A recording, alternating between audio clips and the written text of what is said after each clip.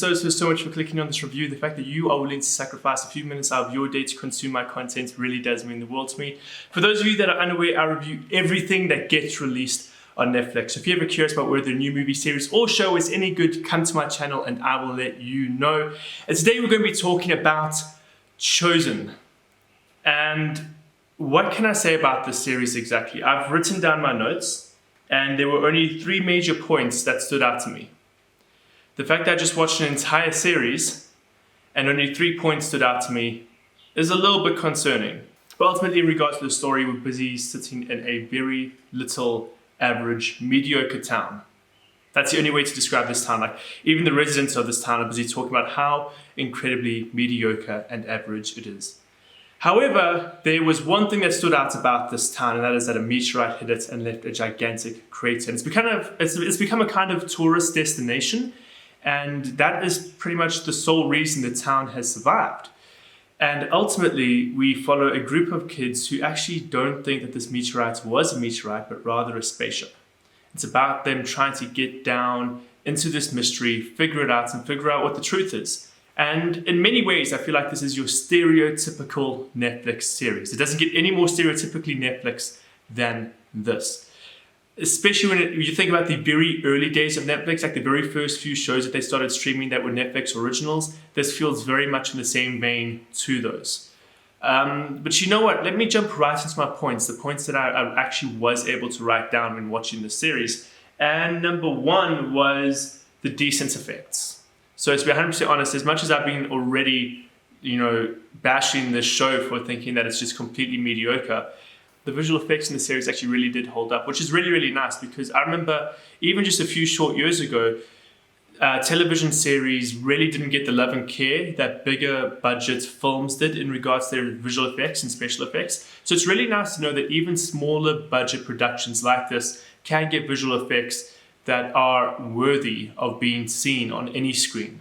It's not left up to the viewer to pretty much fill in the gaps with their own imagination. We got some decent visual effects with this, which was nice.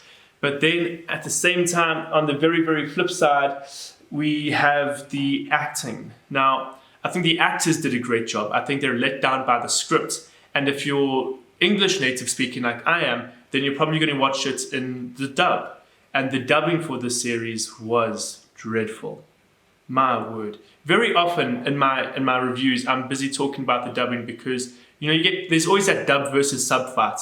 And I'd say in this regard, definitely just watch it with subtitles because the dubbing was dreadful. I remember there was this one scene where the character's supposed to be scared or spooked and she's supposed to be stressed and she's speaking like this.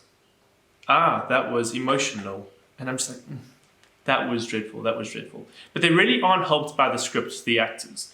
This was definitely a series where the actors were trying their best, but you can never get around the fact that they're saying a script. At the end of the day, scriptwriters understand that they have to make their lines believable. Actors have to be immersive in the way they portray their characters. And the way you do that is by writing lines that make sense. But all of these characters in the series feel like caricatures, and all of their lines are written in a way that you feel like, wow, I'm just listening to a script being read. And so when you put the scripts together with the dubbing, if you're watching it in English, it becomes a very grinding experience. You really have to force yourself through it. I really want to bring your attention to this little light at the bottom, which you may have already seen. I want to give a massive, massive, massive thanks to Weeblit.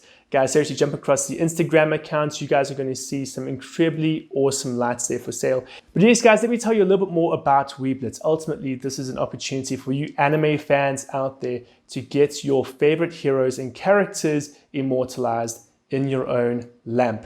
Now, what's great about this as well is although Weeblit does have his own stock in store, you can also order custom prints. And in fact, that's exactly what I did with my fiance. You can see I got a custom lamp for my fiance for our anniversary.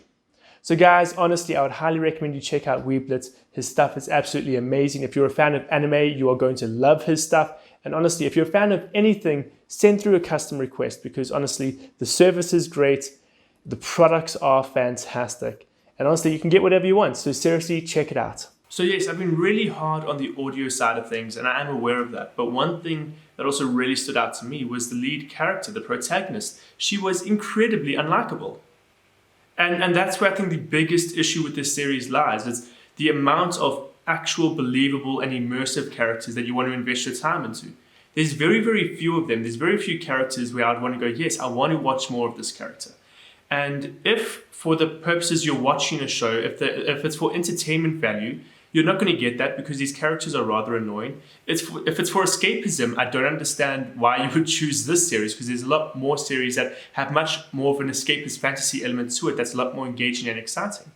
So there's just a lot with this series that I feel is incredibly limiting, especially to its potential. Because the idea itself, as cliche it is in many different ways, it definitely can be exciting. It's an interesting concept. Whenever you bring in the supernatural or aliens, you're bound to have some form of excitement within it.